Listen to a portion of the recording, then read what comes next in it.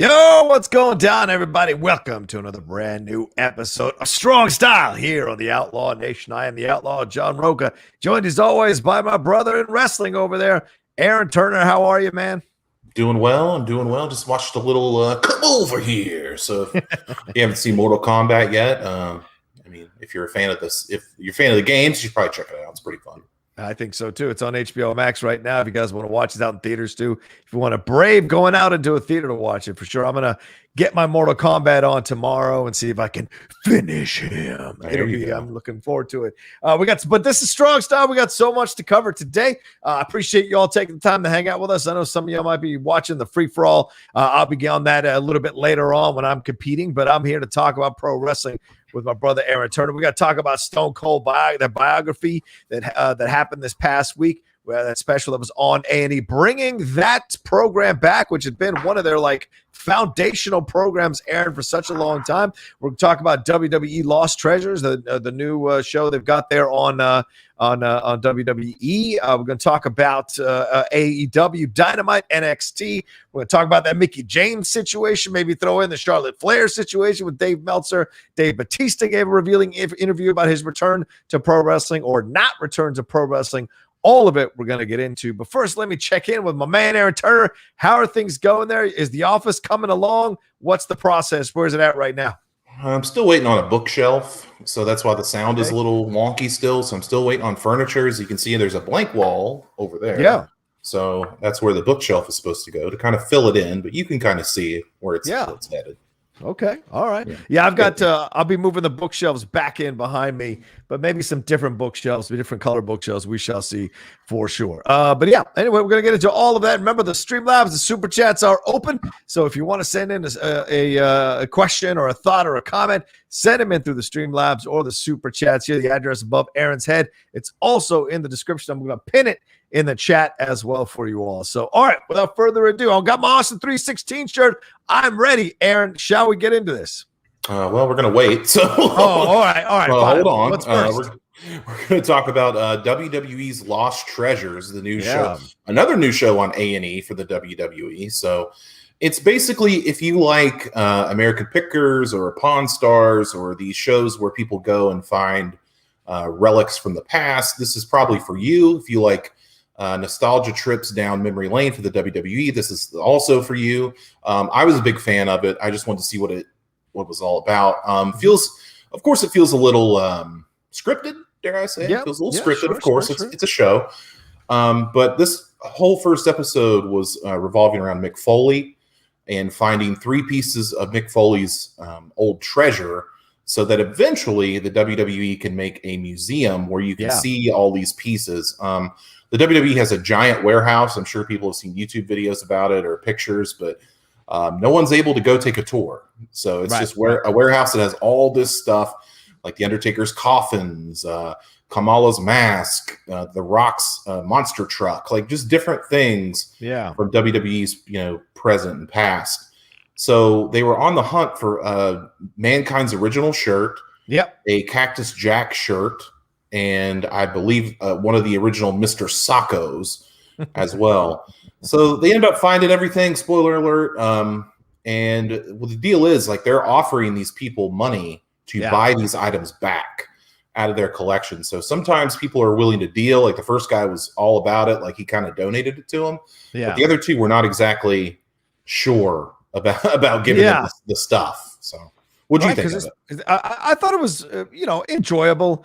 Stephanie and Triple H kind of hosting the first episode threw me off a little bit, especially when Triple H was like, well, it's sitting on some dude's nightstand. It's like, you're just going to put it in a warehouse yourself. What's the fucking difference? Yeah. So in that way, I kind of felt it was a bit of a shot at the fans who worked really hard to accumulate this stuff and display it. It's no different than having a piece of art in your house. That is, if you're a rich person, you can afford pieces of art. It just is a kind of a status in your mind. And as a pro wrestling fan, if you're going to collect these kinds of things and have them, it's a status for you because you worked hard to fight it. You paid good money. You worked hard for your money and paid it to get it and put it in your house. And it's a way of sending an homage out to what you love, which is professional wrestling, the WWE in particular, and that wrestler in particular, or that moment in particular. So To me, I think it's a cool idea, but them taking these things off these people, I don't necessarily like that, to be honest with you. I prefer it better that they find these people, sit down with them, and actually have a conversation with the wrestler whose memorabilia they have, to talk about how much that memorabilia actually means to them. And that wrestler maybe walks away with a little more of an appreciation or understanding or more perspective on their impact on people that followed them and the reasons why they have that memorabilia so displayed in their houses or in their places.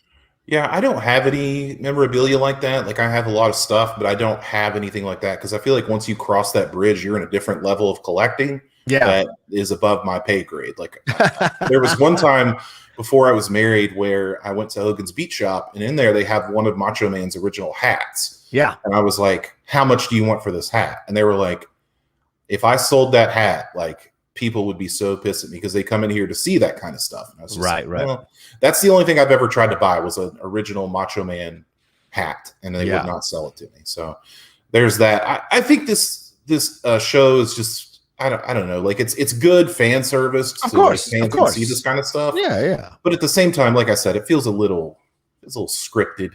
They're letting these things pass, and like, who are Triple H and Stephanie to be the gatekeepers of these things? You know what I mean? Like, it's very weird that that's happening. Like, I know Triple H didn't keep his stuff. I know Stephanie doesn't keep her stuff. A lot of wrestlers don't keep their stuff, and it's like, now we want these pieces back. It's like, come on.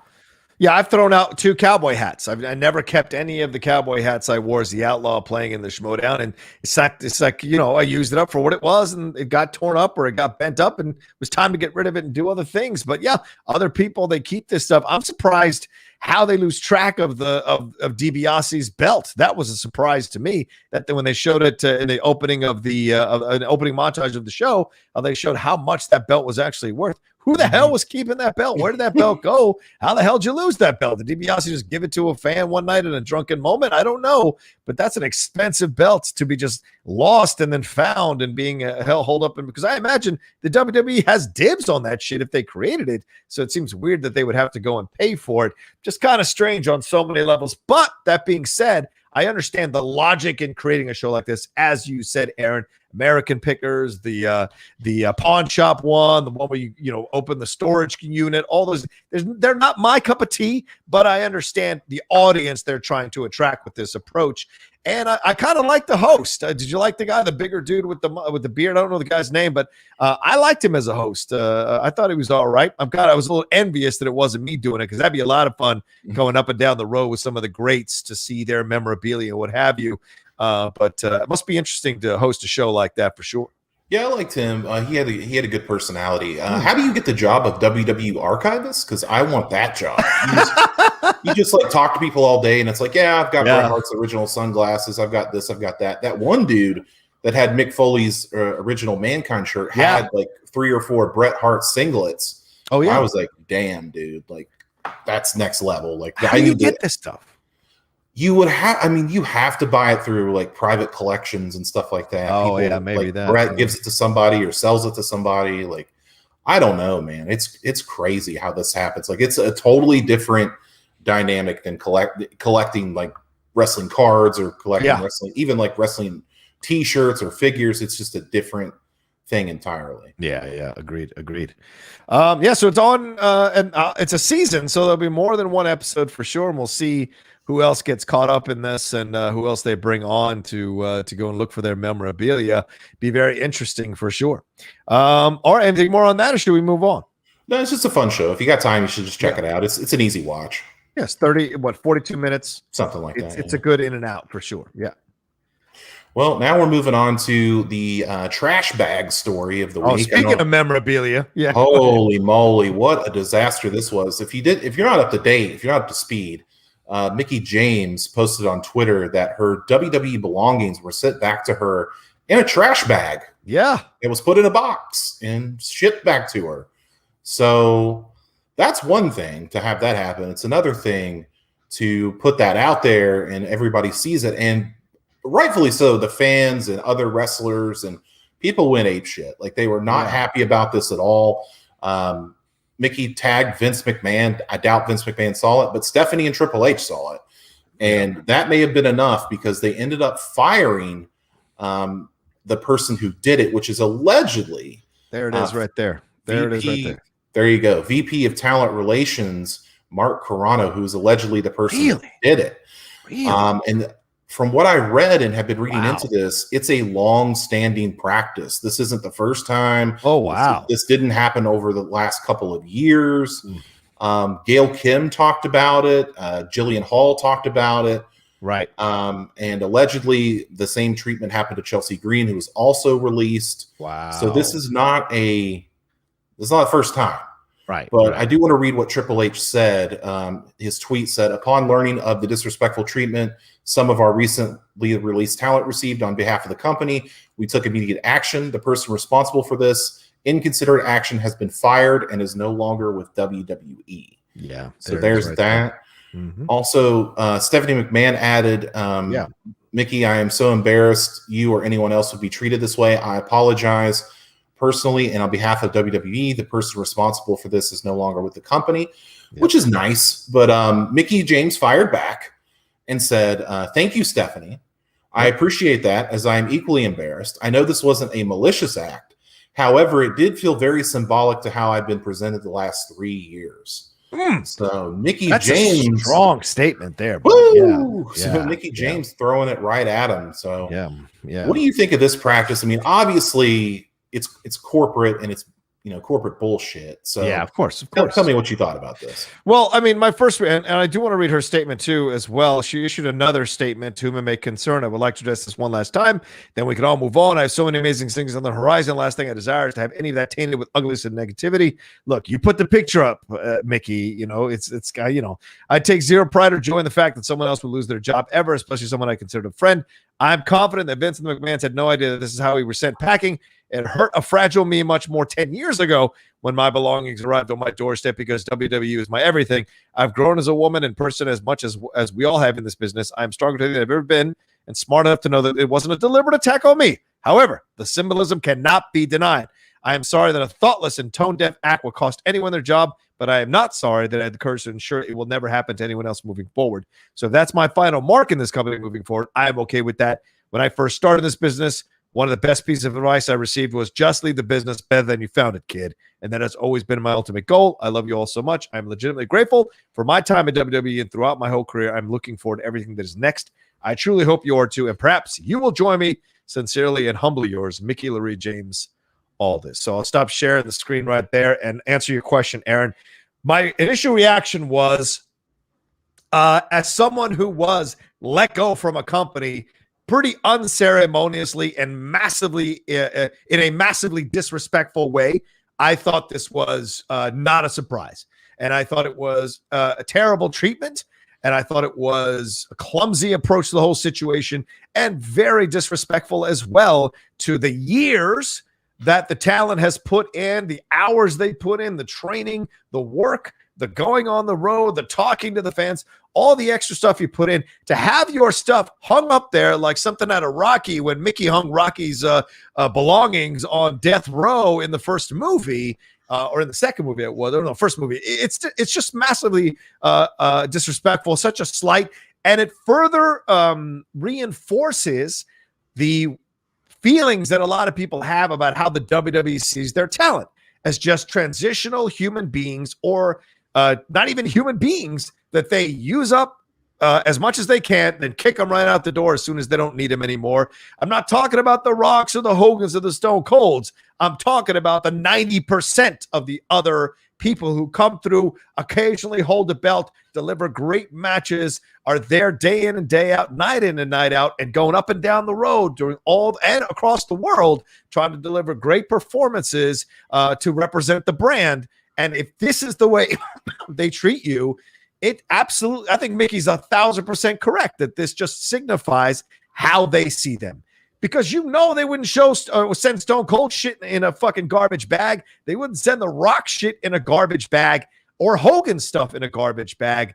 It's just massively disrespectful. And sadly, not a surprise when you think about corporate culture. Not a surprise when they just see you as someone that can be replaced by a younger person anytime they feel like it, which is why I think these wrestlers should not show any kind of ass kissing loyalty to the WWE in any way, shape, or form. Because if this is how they treat you, why should you? It's like any sport. I'll finish here with this. It's like sports, right? Everyone, we got to side the owners. Who are these players? They're making so much money. F that. The owners can cut in the NFL a player's salary at any moment. So the player does not need to show loyalty to that organization, that owner at all. Get yours, get as much as you can, because they don't give a shit about you once they can't use you. And that's the truth here. So to me, as just reflecting back on my own experience, it sucked. It was disrespectful, and it showed a cowardice of the owner of the company that I was let go of, and I think it shows a cowardice of the WWE. They didn't address this earlier, because if this has been going on all this time, Aaron, it should have been addressed a long, long time ago. Yeah, I mean, somebody knew, so it's like, yeah, come on, like, let's not play a joke like Triple H and Stephanie. They may not have known, but somebody around them knew. Oh, yeah, that's how we do it. So, yeah, what an odd thing. Like, could you imagine if, God, I just couldn't imagine that. Like, yeah, in your belongings on the garbage bag, no matter what it was, like, even if it was like a hairbrush, it's like, yeah, come on, bro, like, help me out here. Like, I don't send it. You can't put stuff in a box. You're a multi-billion-dollar company. You just signed a deal with Peacock for $1 billion. You can't put shit in a box as a thank you for the time they put in because you had to dump them due to budget cuts. It's just like, it's that old school shit that drives me nuts. From people like Laurinaitis and all these other people who like see the business in a certain way, and the new age doesn't see it that way. And these old fossils, these dinosaurs, don't want to have some respect for the people. They operate from the mindset of, you should be thankful you even had an opportunity to be here. And that's so ridiculous. That's so goddamn ridiculous, because things have turned around now where that's not the case. That is not the case anymore. Tragic story. Well, let's move on to something that's a little bit happier. Okay. There, all right. Let's talk about the Stone Cold Steve Austin documentary, A&E biography from this past Sunday. Yeah. John, take it away, man. Tell me what you thought of it first. I saw it again this morning, watched it again this morning. I tell you, this is a good documentary. I'll start with the positives. Here's what I'll say. It was great to see Stone Cold talking about stuff currently, reflecting back on stuff from the past currently. It was great to see JR chime in on stuff from the past currently. Stephanie, Lillian Garcia, Triple H, The Rock. They got The Rock to be a part of this. So, they were shelling out bucks to get these people involved in it, to do current interviews about Stone Cold. The things that I come away from it was, I wish this had been 6 hours. I wish I'd gotten to really explore his beginnings, explore his start in wrestling, explore what it was that gave him the how he progressed through it. I wanted to see stuff about his marriages. I'm one of those people that I like documentaries that show people warts and all, because we all get caught up in idolizing these heroes or these people that symbolize something, that they've accomplished something with their lives. But we start to compare ourselves to them, and we think because we've made mistakes and we've done these errors that somehow we can't reach that pinnacle. And the truth is, so many people who've been successful have left bodies and relationships in their wake. And I think that matters. And to show people warts and all shows that you can make it, even though you've made mistakes in your past, even though you've stumbled or haven't had the best situations. You can make it despite your flaws. And I think that's where I think the documentaries kind of fall down a little bit. But this one was a lot of fun to explore and see all this stuff all over again. But they missed out on some of his big highlights, Aaron. I was a little surprised the Bret Hart stuff wasn't in there. There was some other stuff that I felt they didn't even talk about Triple H and Stone Cold and some of the stuff they got into. We jumped from The Rock to Lesnar almost, and I think there was a lot more here. The invasion angle wasn't explored at all. There was so much about his stuff that I think wasn't explored. But what I also took away from it something really great, and that I didn't know about, which is what you want from a documentary. You want new information. I didn't know about his relationship with his daughters. That really struck me, Aaron. That kind of hurt me deep, and seeing the pain in his face. But this is the sacrifice he made, and I think it was Heyman who said it was the Faustian deal he made to achieve this level of fame and status and notoriety. He had to sacrifice almost fully his relationships with his daughters. I mean, the fact they went to, I mean, you can't get no more different than an English accent and a Texan accent, bro. And so to have that that was such a stark reminder that it's two different worlds, man. And so I thought that was sad to watch, but also to hear him say, like, I'm repairing these relationships. That's also a cycle of life as well, is understanding the mistakes you've made and atoning for them, you know? So, yeah. What did you think? I thought that to get information about Stone Cold for somebody that maybe wasn't sure of how his career arc went, I thought it was perfect. Yeah. In that sense, I think that your hardcore Stone Cold fan will be satiated by this. Yeah. But I think, like you said, they're also missing parts. Like, where's the Bret Hart stuff? We need more. We needed more with WCW. I feel like. I think we needed to talk to Eric Bischoff. There's a couple of people I think they could have brought in to help flesh out more of the Stone Cold story. Something I didn't know, which, you know, you just talked about. This is something that you want to figure out. I did not realize that he did not have any neck pain from the multiple surgeries and the multiple bumps on his head and neck things. He said, you know, I feel fine. Like, I don't wake up with any tingliness in my neck. Sometimes on occasion, like if I sit for too long, it'll get kind of jacked up and I just have to stretch. But that's incredible, considering, you know, being dropped on your head by Owen Hart and, you know, the many chair shots to the head you've taken and stuff like that. Like, Stone Cold seems like he's better than ever, which is pretty wild considering where he came from,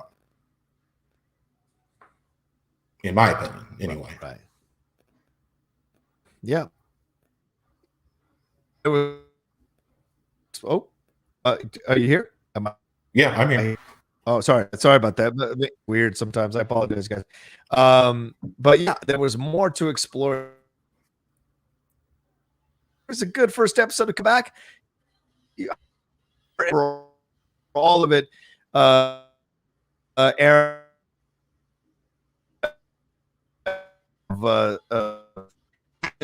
Since status. All right, are we back again?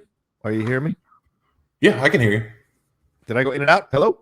Yeah, you were in and out. Hey, can you hear me? Sorry, bud. Have I gone in and out? Okay, sorry about that, guys. The internet sometimes. I might have to get a new router to put in the actual office. Seems to be some issues going on there with the connections lately. But yeah, I enjoyed seeing more of that. But I also did, you know, the other part of it too, Aaron, is hearing them speak honestly about his temper, his desire to have everything be perfect, have everything be the way he wants it to be, throwing pieces of paper at creative or crumpled pieces of paper creative at some of their ideas for storylines for him. Clearly a temperamental guy, a guy who was desperate to stay on top. And even Triple H said, you know, that bitter guy who's suspicious of everyone, that was Steve the whole time. And so that tells you that he's reached a certain level of status with that company that he could get away with that kind of behavior. And if it wasn't for Jim Ross, who brokered the peace between Vince and Stone Cold, who knows how long it would have been before Stone Cold came back to at least say goodbye, or to at least leave the business on his terms. But yeah, so interesting stuff to explore there. Ladies and gentlemen, it's the truth. Once you get to the top of anything, it's immediate jealousy. Immediately people are talking about you behind your back.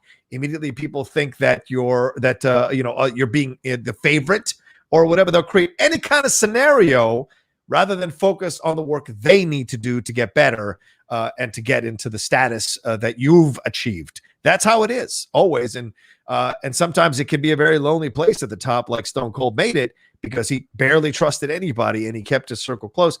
And I think that's because he's an introvert. Like, his conversation about him at a young age and what he went through, those patterns of how, like, even his sister was ordering his food for him because he was super nervous. Just because he was outgoing, gregarious when he was Stone Cold, it doesn't mean that when he comes home, he isn't an introvert and wants to be by himself, or comes back to the hotel room. He doesn't want to hang out with the guys. He wants to be by himself. Like his brother said, he didn't raise hell growing up in high school or anything like that. Wasn't Steve's nature. So, you know, it's just ironic that he became this character that he actually isn't in real life. So it's funny. I thought that was kind of fun. We could have also, something the documentary picked up on, which is, you know, famous in Stone Cold world. We could have ended up with Chili McFreeze or Ice Dagger, which is always one of my favorites. Yeah. Fang McFrost. Like these awful, God, who comes up with this awful shit? But creative. Just to hear that brought up again, I'm glad Mick Foley was on there because I know Mick Foley gets a kick out of those. I'm glad that he brought those up. So me too. Could have been Chili McFreeze. We got Stone Cold instead.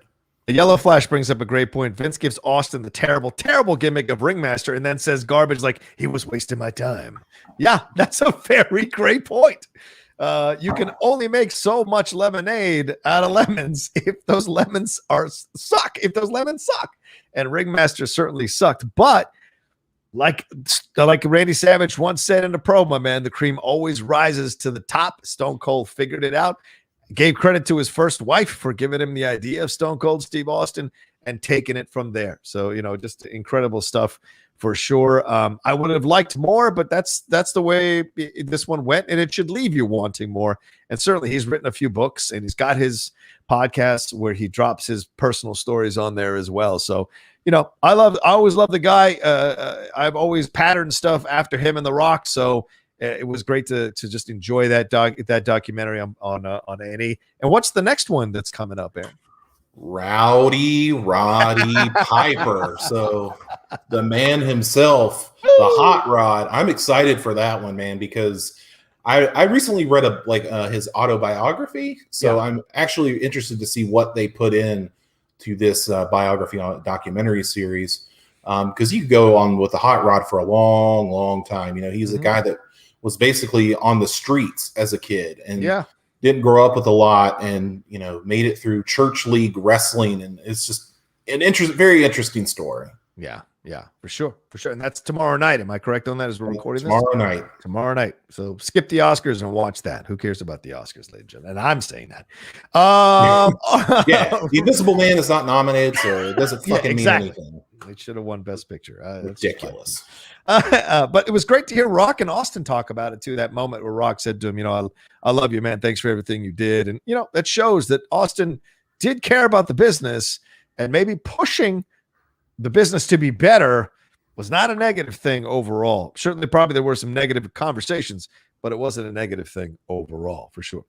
All right, let's see. We got some Streamlabs super chats here. Let's see. We got one from Justin Toner. Ladies and gentlemen, where are your Streamlabs? Where are your super chats? Send in some support to the show. You like us talking about stuff. Send in your support. Give us some love here. Justin Toner said, hi, John and Aaron. A friend DVR'd the Stone Cold biography on A&E for me. Really enjoyed it. The honesty about not being a father to his kids growing up got to me. I hear you, Justin.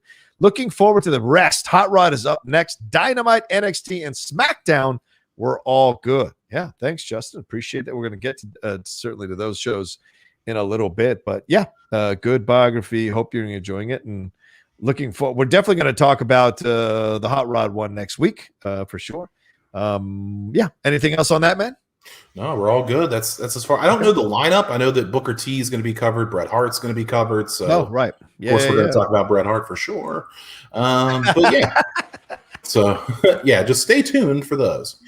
A shout out to A&E, man. It's incredible how the WWE is like expanding into these other networks again and trying to kind of, do their deals for sure. So very interesting. Some people in the chat are complaining that we didn't go into the Carrano thing a little bit more, who got fired. Then more people came after this guy, that he was not a nice dude. So look, what can we say? We can bitch about a bad guy in pro wrestling. That's standard, to be honest with you. And it's sad to see, but once the older guys get on out of there, hopefully the younger generation that comes in to take those spots will understand how to treat their talent better. So I don't know what more we can say on that, Aaron.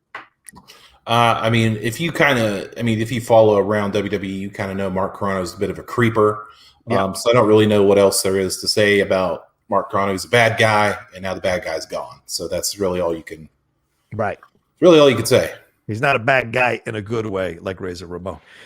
Give us a like as well as we move on to the rest of the show here, ladies and gentlemen. And please send in your Streamlabs super chat. Send in some support. Let us know what you think, what you want us to talk about. What's next, brother? So now we're going to light the fuse, and we're going to talk about Dynamite, AEW Dynamite this week. Really, I just want to start with MJF cutting this amazing promo on Chris Jericho and the Inner Circle, calling himself a mark, calling MJF a mark, and says, "Yeah, I'm a mark, and I'm coming for your spot, Chris Jericho." So there's that very very harsh words from MJF. Very good on the mic. Hopefully they can blood and guts when that comes up will be quite good. He got emotional. Solid. I rarely see MJF get that emotional. He got emotional, bro. Yeah. Solid matchup between Powerhouse Hobbs and Christian's pretty good considering how young Hobbs is and Christian, the veteran, getting the better of him there. And the whole Team Taz thing keeps going. So let's see how that fleshes out. I wanted to give some love to Hikaru Shida and Tay Conti in their women's title match this week. Yeah. Tay Conti was released from the WWF last year. Mm-hmm. She's a part of NXT. So when she came over to AEW, I wasn't really expecting a whole lot because in WWE, they didn't really do a whole lot with her. She's a Brazilian Jiu-Jitsu black belt, so she obviously has some skill. It's just a matter of honing that skill and molding it into something you can use in the wrestling business. And I think AEW has really done that. Like we bag on their women's division a lot. And I know they made Hikaru Shida look like a complete goof a couple of weeks ago in that whole thing with Maki Ito. But this was a really solid match. I think that Tay Conti really showed that she can be a stalwart in that division if they really want to get behind her. I think that Shida has been a good champion to have for that company for a while now. Yeah. And I think finally, because after the match, Britt Baker came out and let everybody know that she's the new #1 contender. Right. So it looks like we're finally going to get that Britt Baker DMD title run, which I'm all for. So as long as they get there, I'll be back on track with the AEW women's division. I'm not there yet, but I'm feeling it right now. Yeah, take Conti. There are moments. There are extended moments where I think she's damn good. Certainly, she's beautiful. So that's a component of this. But there are moments where she's doing the little steps to spots that feels very staged, and I think those are the things that you've got to get better on as a young wrestler. Telegraphing the moments, telegraphing the moves, slowly walking into the hit. All of those things you have to get better at your timing to make it seem as if you're moving faster than you actually are to get that hit. Those little things that I think Tay Conti needs to work on as I watched her in this match, especially when we compare it to what we're going to talk about in NXT a little bit later about a certain wrestler who I enjoyed watching once again, even though she lost. But I think Tay Conti's got all the goods, and she's still young, and certainly the skills. Sure. Just gotta work on that timing a little bit more. I also want to throw out. I thought Penta El Zero was fantastic. Is that a new mask? A lot of people are speculating it's a new mask. The little scratch claw across the face. Is that a new mask? He wore something similar in Lucha Underground. It was like It was like a candle that was burning blood. So it's similar, but it is different, and it's of course anything with Penta I'm all about because he's one of my favorites. But yeah, that was a damn good match. I thought Aaron Trent gave him a good match. Good stuff. Trent Beretta coming off of injury, which that guy should have been out a lot longer, and it just shows you how great of shape that Trent is in to come back and do that. I'm not even a big fan of Trent. I was a fan of him in this match, though. He did quite well.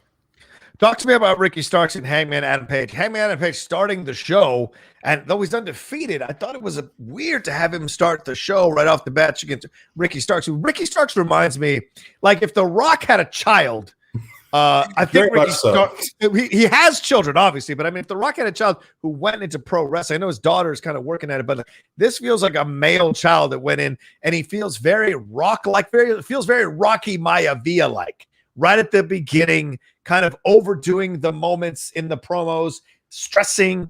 I think the problem with Ricky Starks, which he's got to get better at, is the emotional beats in the ring between the moves. When he's against the ropes and he's looking at the ref like, what are we supposed to do next? And looks at that's betraying that you're not in the moment of what's happening.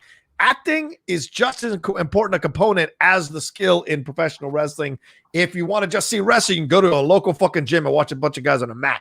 Pro wrestling is in performing and doing the moves. And I think Ricky Starks has got to get better at those moments in between the moves and selling things facially a little bit better than he does. And The Rock got better at that as he got older. Well, I mean, I've said it since the NWA let him go. Like, how do you let this guy go? Like, he's so good on the stick. Yes. And then he comes out in the ring, and he's also very young. So he's got time to get that timing together and do those certain things. I don't know if it looks like he may be on the outs with Team Taz, which is probably good for him because I think he needs to kind of spin out on his own. Yeah. I didn't really think of the comparison to a young Rock, but I think you're right on with that. I think that the way that he talks, the way that he dresses, the way that he acts is very young Rock like the $5,000 shirts and stuff like that. Like just the way that he does. Yeah. I've always liked this guy. I think Ricky Starks really is a big star in the making for AEW. A very good get for them.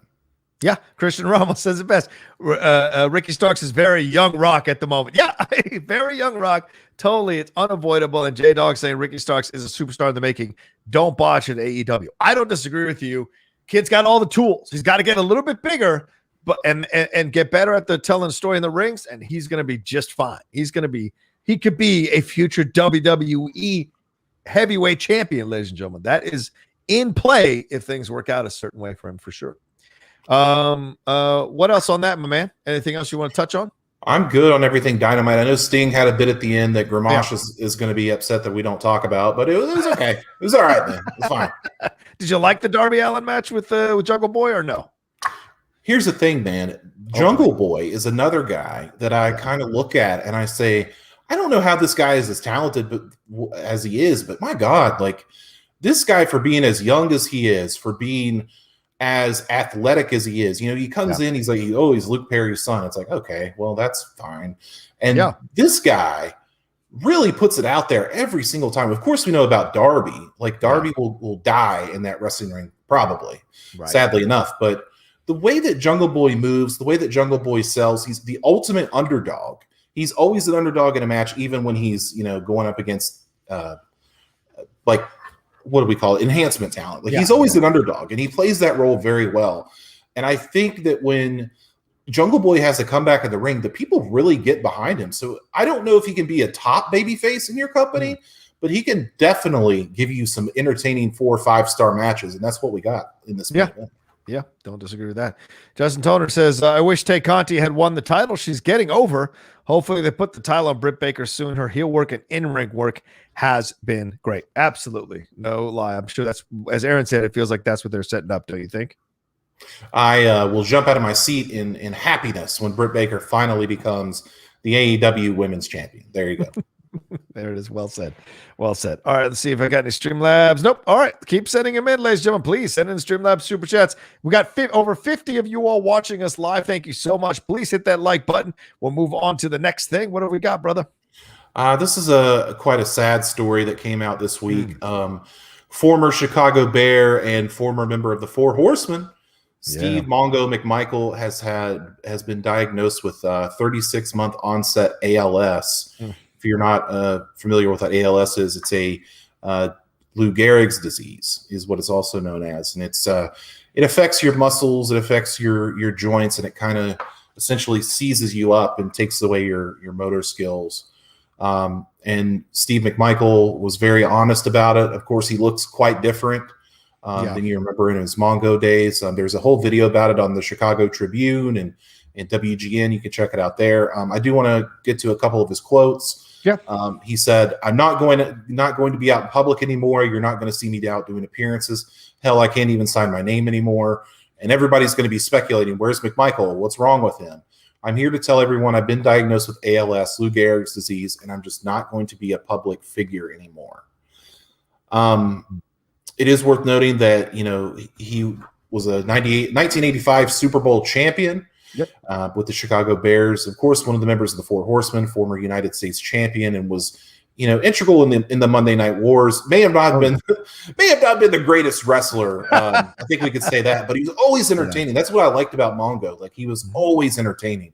Could he drop you on your head and miss time stuff? Absolutely. But when he would come out and be a commentator, he was great. When he would come out and do the talking stuff, he would be great. That's why they put him in the Four Horsemen, because he was such a good talker. I do want to say, Mongo also said, "I'm glad in my life that I never held anything back." He does not have use of both of his arms, like he said, and his left leg as well. He's in a special wheelchair, which was given to him by the Chicago Bears, which is pretty nice. And he said in the interview that his right leg is not gone yet. It still moves, but it's just he can feel that it's happening. So not a good situation at all. I just want to end with they did start a GoFundMe, so you can find that out there. Also, you can donate to teammongo76.com if you want to donate to help with his care. Yeah, I'd say there's a picture of him there with the gentleman who was interviewing him, Jarrett Payton, and the Mongo shirts look like this. These are pretty awesome shirts. I would have to say these look pretty great. I might pick one up, to be honest with you, to support McMichael. I remember him for many years. When I was watching the Monday Night Wars every week, my man, it was great to see him be part of the Four Horsemen. One of those rare football players that made the jump and actually made it work. And I agree with you, not the greatest wrestler in the ring, but in spurts he could do the damage when he needed to do the damage. And I remember him wearing the lycra shorts, the black lycra shorts, the sunglasses, Bears jacket.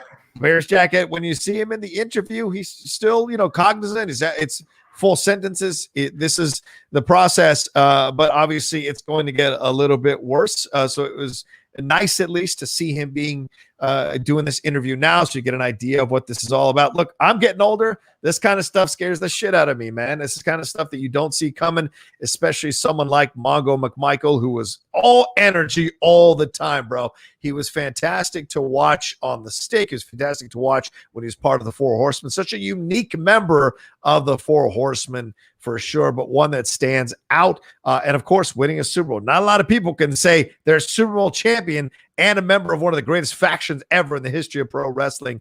Mongo McMichael is one of those rare people that can. And certainly from most accounts that people said about the guy, very dedicated, very passionate about the things he gave his attention to. And you see it there.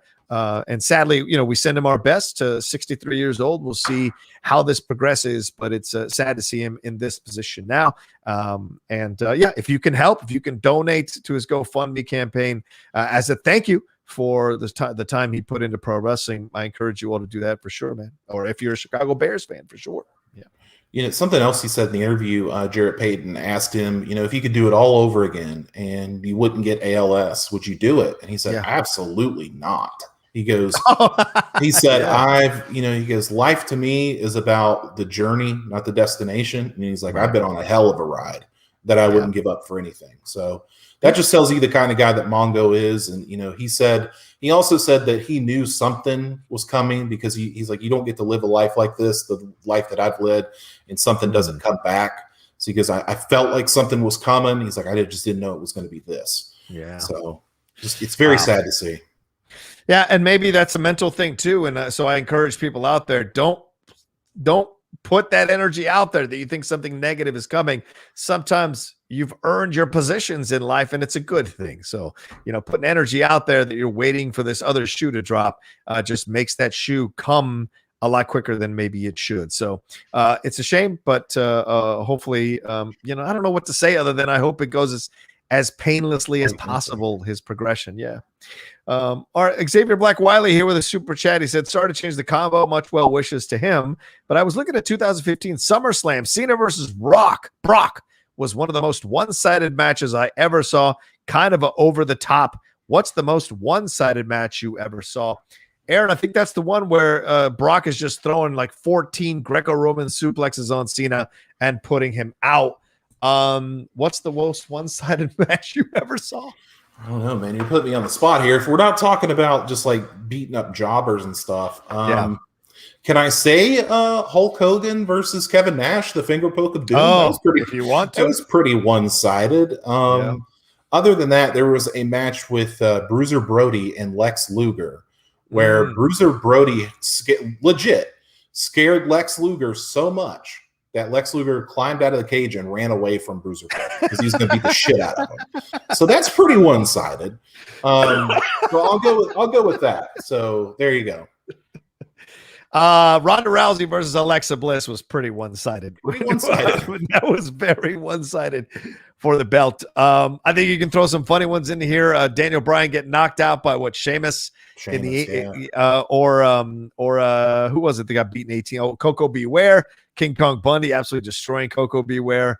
The Rock beating Eric Rowan at WrestleMania in 2 seconds. 2 seconds. Yeah, those kinds of things. So we've seen some one-sided matches, but I think extensive match, the longest, the most recent one has to be Ronda absolutely destroying Alexa Bliss. I mean, Alexa did get a few shots in, but it was just absolutely demolishment, man. And so I'll give you one. I'll give you one that I saw. Okay. Kevin Owens and Sami Zayn in NXT, because all Kevin Owens did was just powerbomb Sami Zayn until he couldn't go anymore, and that's pretty damn one-sided. So I'll go with that. Yeah, for sure.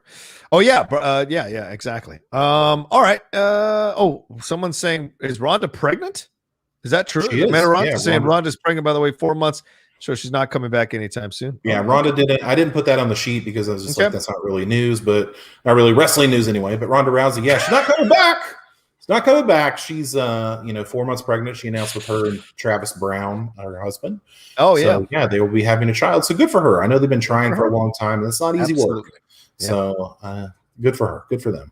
Yokozuna versus Virgil, says Hill Nellums. Yeah, that was a demolishment. Well, yeah. Thank you, Hill. Speaking of Hill, he says, Hill Nellums doing it. Thank you, Hill. It's very kind of you, brother. He said, Rocha, what do you mean acting in the ring? It's all real, damn it. It's still real to you. It feels real. So the best make it feel real. That's the clue there, or cue there, Hill. He said, the Aleister Black vignette from SmackDown yesterday has me seriously hyped up.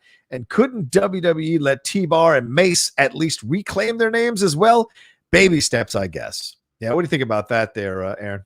That's what I think we're going to see. I think we're going to see Dominic Dijakovic at least come back. I don't know about Mace being Dio Medine. I don't know if they're going to do that or do something else with him, but I could definitely see at least Dominic Dijakovic coming back because he was such a good character in NXT, and he was really a guy on the rise, and it just kind of got screwed up in this whole whatever stable that they had with Mustafa Ali. So I could definitely see that coming. I'm not so sure about Dio Medine. He may have to just stick with Mace. It's a fine name, and I'm glad they finally got their mask taken off, and we all knew who they were anyway. So it's kind of nice. But I'm sorry, what was the other part? The Aleister Black vignette. Aleister Black, of course. Yeah.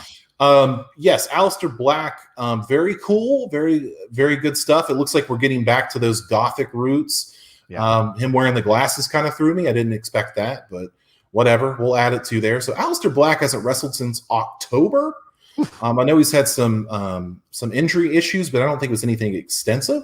So I'm looking forward to Aleister Black returning, as well as Keith Lee. Like, where the fuck is Keith Lee? Good question. Like, get him back. But I think that SmackDown is probably the place you want for Aleister Black. I could see him and Seth Rollins down the road getting into something, and I think that would be a great rivalry for Aleister Black to get some boost. Be nice. That's a good call. Here's what I'll say. I love the vignette, but I don't want to fall in love with it just yet because I've seen them piss away Aleister Black numerous times since he came over. So I don't want to see another vignette. I don't want to be excited about a vignette that's going to lead to him asking people to knock on the door to challenge him to a match again. So I liked it. I enjoyed it. Let me have some more weeks with it. And if it leads to these great matchups, then I'm all for it. And I'm 1,000% happy it's happening. But at least they're doing something with him. So that's a positive overall for sure. All right, AJ Daniels has donated. Said, have you seen the recent plans for SummerSlam? WWE so far was planning Lesnar versus Lashley, Becky versus Ronda, and Roman versus Edge. Obviously, the Ronda match is out, but what do you think about the other two? Yeah, Aaron, what are your thoughts on the other two? If you're going to give me Brock versus Lashley, I'll take that. That's a match that probably should have happened 15 years ago. Good point. I'll take two giant sides of beef going at each other any day. I like heavyweights. So I'm down for that. The other one, Edge and Roman Reigns, I'm kind of hoping we can sort of get Edge out of this area, like get him kind of moved out of the title picture and move him on to other things. Yeah. But, with him and Roman, it could be good. It could be really good. Right. So I'll definitely support it if it happens. I just kind of want to see Roman move on to some other people. Yeah, I don't disagree with you. I mean, as much as I enjoyed that match, the triple threat match at the WrestleMania, it was nice to see. In the end, though, I don't think Edge is the guy here for this moment. It doesn't feel that way to me. Do you know what I'm saying? But I did like Reigns' promo. Holy Mary, Mother of God, when he came out them and said that they were, they were has-beens. They were people that could compete. They were chokers. I thought that was brilliant. What a way to just kind of demolish their dreams in that moment. So absolutely great stuff. But yeah, I agree with you. It's not exciting. Yeah, he's got a new t-shirt. Got the new beat him down, stack him, and pin him t-shirt, which is a little That was. Don't think I'm going to get that one, but it's cool. All right. We got no more Streamlabs super chats. Where are we off to next, brother? All right, we're going to talk about NXT for a little bit. We got the debut of Saray, a new Japanese wrestler who defeated Zoe Stark. Can Zoe Stark please win? That's what I was talking about. Yeah. God, can we please? We'll come back to it in a second. But Toni Storm attacked Zoe afterwards. Kushida defeated Oni Lorcan in a really entertaining match to retain his cruiserweight title, and of course was attacked by Legado del Fantasma afterwards. Looks like in a backstage segment, we're going to get Frankie Monet, aka Taya Valkyrie, versus Io Shirai very soon. If you're a cat person or a dog person, I guess you have to pick sides. Kyle O'Reilly defeated Cameron Grimes in the main event. Pretty good main event. Yeah. And it looks like down the line, we're going to get Kyle O'Reilly versus Karrion Kross. Oh, yeah. So go ahead and tell me, what do you think about Zoe Stark? Because I know you're upset about it. Oh, my. Well, I agree. She's got to win at some point. Please. But that being said, people are enjoying her. She's getting over. And I think the reason, I think they gave her that loss to Saray to kind of put Saray over so that they could put her in a program with Toni Storm. And so Toni Storm coming out and attacking her, I hope doesn't lead to Sarah versus Toni Storm. I hope it ends up becoming Zoe Stark against Toni Storm. That could be fun. That's a way to put someone over if she gets a victory over Toni Storm in or overall wins the program. That could be a way to kind of announce her. She is absolutely a star in the making, and I can't wait to see what they do with her. And now you compare her to Tay Conti. You don't see that with Zoe. You don't see Zoe tiptoeing into moments. You don't see Zoe kind of stopping herself or setting up the thought. She flows into moments really, really well. She understands how to use her feet and her body to convey that this is all happening organically within the fight in the ring and outside the ring as well. And I enjoy that, where I think Tay needs to work on that. I think Zoe's got that down like a pro. And I think she's around the same age. So you can see the difference in training a little bit, the difference in instinct a little bit, in the organic thing that separates some of the greats from some of the could-be greats. And so I like that Zoe is already at this place. So I want to see more from her for sure, dude. And wins. Yeah, I know that she beat Toni Storm at TakeOver, but I'm talking about on TV. Right. Like she never wins on TV. Right. And I'm just like, why are we jobbing her out to everybody? I gotta say something about NXT. Like I am I consider myself a diehard NXT fan. I just love it, and I've loved it for a long time. Something's missing from NXT. I don't know. Ooh. Okay. I don't know if it's all right. No crowd. I don't know if that's what it is. I don't know if it's some of the stars not being there, like your Adam Cole's wasn't there. Right. Finn Balor wasn't there. But something's missing, dude. Like you watch it in some parts of NXT are really exciting, like the Kushida stuff. I think Kushida is taking it to a new level. Mm-hmm. And then I look at stuff like Kyle O'Reilly and I'm like, this is kind of flat. Like this is not what I expect from NXT. And with Dynamite, I know they're not competing, but I look at Dynamite in the way that they bring something every week, whether the wrestling's good or not, whatever. They at least are there going 100% entertaining the shit out of me when I watch it. But NXT just feels like they've lost a step. And I don't know where that is. I don't know where the spark is to find it, but it kind of feels like we're just going through the motions. We're running and I'm not saying that about the talent. The talent are always working their butt off, but the show presentation in general feels flat to me. And I never thought I would say that about NXT. It might be the crowd. I think so. I see Justin talking about the crowd. The crowd doesn't feel as hyped up as I've seen it in the past. There's also not that many there. There's like maybe 50 people there in the crowd. So you're not going to be able to hear them. I guess, but I don't know. I mean, I just feel like I agree with you. Something seems to be missing. And I apologize. You're right. Tay Conti did beat Toni Storm TakeOver. I guess I was factoring in more like the overall thing. Rather than it being a fluke, I was factoring an overall program. So my apologies, guys. Don't come kill me in the chat on that. But yeah, this situation, I agree with you. Watching the difference between Dynamite and NXT, I think NXT is delivering good matches, but there seems to be kind of a subdued nature to the overall vibe of the show. And Aaron, it may be honestly the stars you have on the show. It may just be that the the chemistry or the I don't know, so the factors of all these people coming together, maybe it's not the right mix of stars to be at NXT right now. And for the people who are being highlighted as the top dogs, but in the both men's and women's divisions, just aren't sparking, they're just not inspiring that flame as consistently up and down the roster as other stars and that mix did in the past. So it could just be just a little bit of a down thing right now, even though it's delivering good product, and then eventually it'll go back up again as other stars come in here. And certainly they're bringing in people to try to spark that kind of flame. So maybe they understand and sense the same thing is happening with their product, that something needs to kind of cause a fire, ignite a fire here.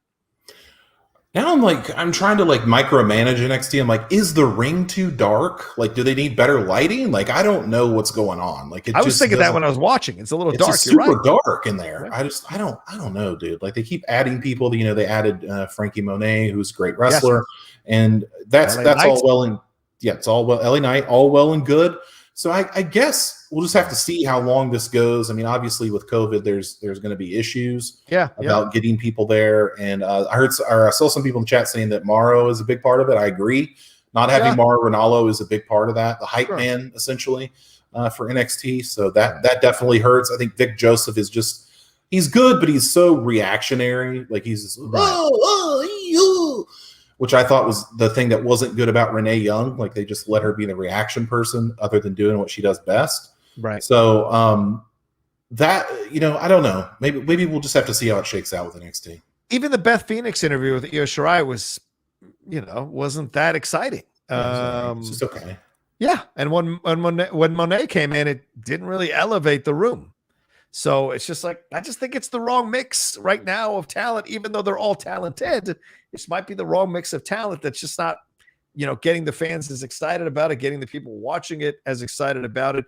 And you're right about the lighting. It feels like that, what they call that the underground thing they ran for a little while. It feels like that kind of lighting, and that does not subconsciously radiate something positive in your mind when you're watching it. So just throwing it out there. All right, we've got a couple of these, super chat in the Streamlabs came through. Javier Reyes says, who should beat Roman for the title, The Rock or a Big E? Big E. Yeah. I said that Roman should hold the title until next WrestleMania, and I think Big E should be the person that takes it off of him. Yeah, I agree. I don't see that happening with. I think it should be Big E. The Rock coming back makes no sense at all. 1,000% makes no sense at all to win the title off of Roman Reigns. It just doesn't. It doesn't hold the weight, Christian Ramos says, with the recent firings from WWE, some are going to have some visa issues, especially with the pandemic. Cases like Billie Kay and Chelsea Green aren't going to get signed right away. Can other wrestling presidents prevent deportation in time? I'm not sure. I'm not sure how that works. But I know that Chelsea Green, in her case, she's getting married soon. So they may just have to speed that process up. She's, of course, engaged to Matt Cardona, a.k.a. Zack Ryder. Yeah. So she might be okay. Billie Kay, I don't know what her relationship status is. So she might be kind of out of the loop on that one. But as far as Chelsea goes, she should be okay. As far as anything else, I'm not really sure as far as that goes. Yeah. All right. Let's move on. Let's see. Please make sure you hit a like on this. If you haven't hit the like button yet on this, we got over almost 70 y'all watching us live. Thank you so much. Please hit that like button. If you're watching us later after we've recorded live, please leave a comment down below as well. Tell us what you enjoyed in the show, what you were mad we didn't cover, or what your feelings are about anything we covered on the show. We'd appreciate it. Oh, one more here from Javier Reyes. It says, do you think Dynamite will get 1 million viewers again 3 weeks in a row? Also, NXT getting close to 1 million views is a good thing. Yes, Aaron? I think that in Dynamite's case, I think that moving to Wednesday, of course, you're the only one on Wednesday now. So that's going to be a big boost. I think we'll just have to see as more, sports come back. Like, when baseball gets deep into the season, we got the NFL draft coming up. So the NFL's kind of starting to pick up. College football stuff's going to be picking up soon. For the short term, I think they will be around that million viewer mark, and I think they will hold it. But long term, I'm not sure. We'll have to see how that goes. NXT getting close to 1 million viewers on Tuesday is pretty good. Surprisingly, how flat their show has been. I don't know if they can sustain it. That's just my opinion. Yeah, it's always great when you're unique with your first episode, you'll get high views. Having worked in YouTube for a number of years now, that first episode is going to get views. Can you maintain that audience going forward? That's the real test of how good your show is and how good the move to that time slot is going to be for NXT for sure. But no surprise, Dynamite, they're delivering a better product in terms of presentation overall. All right, where are we at? Where are we off to next, brother? All right, real quick, I just want to address a comment that was left in the comment section last week about us thinking that Dynamite is some kind of, or AEW is like a second-class citizen as opposed to the WWE. We covered Dynamite a lot. Yeah. And I feel like I'm fairly positive on Dynamite. I mean, I don't go out of my way to put over crazy stuff that AEW does that I don't like. I will call it out if I don't like it. But I do the same thing for WWE. If I don't like it, I call it out. I just said NXT, something I love, is bland. So, I mean, we'll call it out if we see it. Like, I don't know if it was like a one-episode sample, but I was just like, I don't feel like that's true. I don't feel like you were giving us a fair shake on that one, friend. Oh, there you go. There you go, friend. You've been addressed. You've been addressed. Javier Reyes again back. He says, should a wrestler from the main roster go to NXT to bolster views? They did that already. Finn Balor and Ember Moon. Well, that used to be the formula, right? Like you would have Adrian Neville as your champion. You would send Rob Van Dam down there. You send Chris Jericho down there to feud with Bray Wyatt. I don't think they want to do that anymore. I think they want to make NXT their own brand, and whatever they have to do that, they will do. Yeah. I don't think you'll send somebody down there to bolster views. I think they might send somebody down there that needs a kick in the pants, like a Finn Balor, or an Ember Moon needs like a jump start. I think you'll see that. I think that could have really worked for Andrade. I think that Aleister Black could have also worked back in NXT. I think that he actually wanted to go back to NXT. So I don't see that old formula working for them, and I don't think they want to do that. Yeah. Oh, fair point. All right. Yeah. Most people supporting your brother saying we are pretty honest about all the shows in their opinions. We are. Damn right. Okay. All right. Where are we up to next? All right. Now we're talking about the animal, Dave Batista. Oh. You may know him as Drax the Destroyer or perhaps a wrestler. He says, and I quote, "I will never go back to wrestling." So, Batista, of course, WWE Hall of Famer, was not inducted this year because he wanted to wait until there were fans back. So respect to Dave for that. Last match was at WrestleMania 35 against Triple H. He said that was it for sure, and it looks like Batista's going to stick to that. And he says, and I quote, "It's just not that way with me. I exited the business in such a storybook way. I'd never go back. I would never take away from that. I'm just done, man. I really got to finish on my own terms, and nothing is going to take away from that." Mm-hmm. So what do you make of Big Dave here? I mean, this dude, obviously, movie star, James Bond, Dune, Blade Runner, Guardians of the Galaxy. Like, this guy is doing all kinds of stuff. So what do you think about his comments here? I think he's absolutely saying the right thing, and he's absolutely correct that he's never going back. This is a guy who discovered acting and discovered a taste for it, and he worked hard to be, as an actor, to be in this position. I don't mean on set and all that. Yes, of course. But he started doing acting classes very early on in his professional wrestling career. Like, he understood how important acting was to the overall presentation of the character, and then started doing these things. And he was one of these guys that was unheralded. They weren't trumpeting Dave Batista movies like they did the Marine or 12 Rounds or whatever. Right. Dave did it on his own. He didn't want, or either he didn't want, or they didn't give a shit about him to have Vince McMahon produce these movies to hype it up like they did with Kane with See No Evil. Yeah, they didn't do that shit with his movies. Dave was doing these smaller, kind of straight to DVD or straight to streaming action films to kind of build up his resume. But then, of course, landing Drax, that opened the door. You're part of James Bond franchise, an MCU franchise, a Blade Runner franchise, and now you're going to be part of an army of the Return of the Living Dead, Army of the Dead, all those the Dead franchise. Essentially, you're going to be part of that. So, what do you need with professional wrestling? Dave Batista has moved. I mean, I said this the other day that I forgot for a moment that he had been in pro wrestling. And Isn't that crazy? That's crazy. And that speaks volumes that Dave has made this. I know The Rock has made, but The Rock will always come back. He's just a lifer and has got a legacy with his family. Dave's not that way. And I think Dave has, and I said this before too, and I'll say it again on the show for the record, I think Dave Batista will win an Oscar before it's all over. I have a feeling about Dave Batista, about his approach to acting. Just that mini scene in Blade Runner 2049. I was going to bring that up. Right? He's playing so many levels, Aaron, in that scene. So much pain, so much frustration, so much worry, but also so much like strength and power and belief in what his kind is in that movie. The Drax stuff is brilliantly done, very funny stuff. And so throughout, he makes it work. And I think there will be a role down the road where he will get a nomination and possibly the Oscar as a supporting actor. I don't think as a main actor, but as a supporting actor. Look, if Jamie Foxx can win one, ladies and gentlemen, after the weird shit he pulled on In Living Color with all those characters, they showed you his talent clearly. But, you know, if Jamie Foxx can get one, Dave Batista is not out of the realm of possibility of winning one as well, because he has a dedication to the craft, and that's essential. I'm looking at Reefism in the chat here. He says, why would Batista want to come back? He's working plenty as an actor right now. Yeah. I think that fans look at Dave Batista. I know that I do. I look at Dave Batista as a guy that's like, okay, well, he's still in good shape and he can do all these things. He can get in the ring if he wanted to. So why? Like, I think people always want the people that can obviously go to kind of come back. Like, is there something that fits for Batista? Like, it would be always cool to see him. I don't think we'll see him wrestle again, but he did not say that he wasn't going back to do something else. Right. Like, the Hall of Fame, of course, and he may do some other stuff, but Dave Batista's really broken out of that mold. Like, he could have just been this big guy, like in the Chronicles of Riddick and that movie that he was in, and he could just been the muscle guy.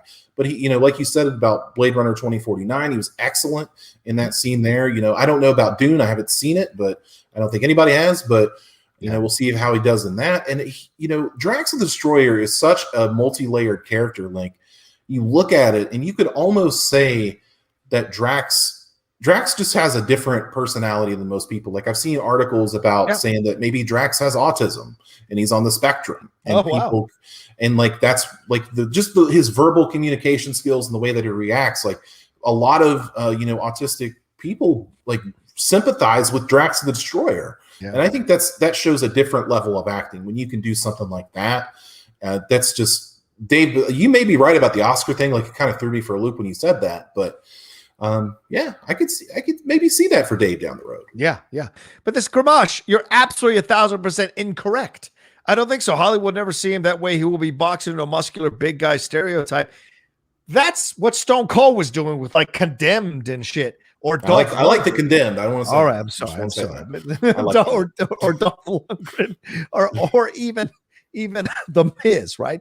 They see those guys like, but Dave brings a soulfulness to his performances. And I'm telling you, Hollywood will open the door when the role is right for him to step in and do it. And I think I'm telling you, you got to give him a little more credit. And people are noticing what he is doing. And people are noticing the Stuber and My Spy, not great films, but that's your game plan. That's your Escape to Witch Mountain or Race to Witch Mountain. The Pacifier, right? Those are those moments. And that was Vin Diesel. Sorry. Yeah. Well, either way, those are those moments that you got to do that as an action star. Do these comedy things, but Dave is doing more than just the standard action fare, And so there's more here to explore with Dave. I mean, look at Copland. Stallone. People had forgotten the Stallone could act until Copland came along again and kind of reminded you. I think Batista is showing you that he's able to act. Yes, he played the henchman in Bond, and he plays that moment in Blade Runner 2049. Yes, you can't deny his size, and he's going to be great in Army of the Dead. But there will be a role. I'm telling you, there will be a role that will work for him, and he will kill it. He will absolutely kill it, and people will be surprised. The guy has. Sorry, go ahead. He's in Gears of War, man. Like, they made him a character in Gears of War video game just because he's bad motherfucker. So there you go. Exactly. I know it's Hollywood, Gramash. I lived here for 20 years. I know. Trust me. People are always surprised at what can happen in Hollywood. But go ahead, I'm good. I'm good. I'm good. Yeah, Batista in Dune. Absolutely. There's another franchise he's in. I think so too. It'll be interesting to see what he does with that as well. And he'll do these things, and then eventually someone will want to use him in a certain way. Who the fuck saw an MMA film coming from Gavin O'Connor with Tom Hardy and Joel Edgerton being such an emotionally powerful film? Fucking great movie, dude. Warrior, right? Great film. It's an MMA film, but it works so powerfully. The Wrestler. Who fucking saw The Wrestler but Darren Aronofsky? Darren Aronofsky, whose name literally radiates high-end, highfalutin type film. He brought a reality and a power to that idea, to the life of a pro wrestler in that film. So there are, and Mickey Rourke should have won the Oscar that year. He was nominated, should have won the Oscar over Sean Penn for that performance. So that, you say it's Hollywood, and I get what you're saying, but Hollywood can be a little more open-minded than you give it credit for sure. All right, just my thoughts. I think that's it, right? Are we done with everything? Yeah, that's all the stories. I think we have a super chat though. Oh yeah, sorry. Arturo Zamorano says, "Hey Rocha, can't wait for the MCU rewatch." Yeah, it's happening today at 4:00 on the Stereo app. Me and the Lady Outlaw, we're going to talk about Thor: The Dark World. We have gotten to that movie in our release order, so we'll be talking about that. He said, "I'm rooting for you in the free for all." Thanks, man. I should be up very soon. I purchased tickets to the live event. How do I view it? It started at 12 p.m. PT, 2 p.m. Central, 3 p.m. You should have an email, and the email should have the link on it, pal. So you should be able to get in through there, Arturo. It shouldn't be an issue. If it is an issue, email them back and let them know you can't access it through the link. The link should be there for you to get your handle on it. So watch that as it's happening right now and see how I do. See if I win or not. You never know. I'm going in a little bit, I'm sure. All right, that's it from us. Aaron, any final words as we wrap? And where can they find you, my man? No, it's been a heavy week, man. I'm glad everybody joined us. And you can find me online on Twitter at Only Aaron Turner, where I mostly talk about wrestling stuff, but do throw things in there on occasion. Like, is the It franchise, the new one, really pop culture, big time stuff, or did we just make it that way? Because I've seen a lot of toys, a lot of stuff about that It franchise, and I'm like, I don't feel like it was as big as you think it is. But anyway, you can follow me there for stuff like that. Fair enough. You can follow me at The Rocha Says on Twitter and on Instagram, talking all kinds of things. Please remember to subscribe to the channel down below as well. We got so much content on here: sports, entertainment, TV, politics, pro wrestling. It's all here.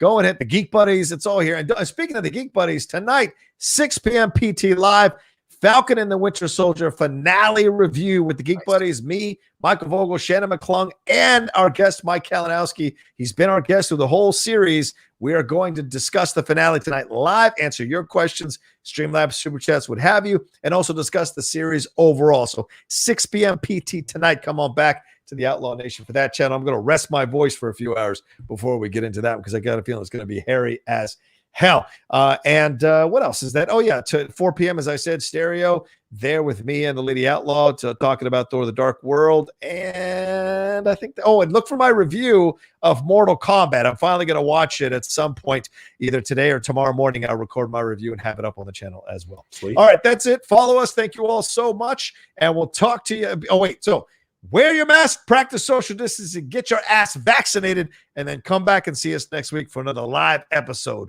of Strong Style.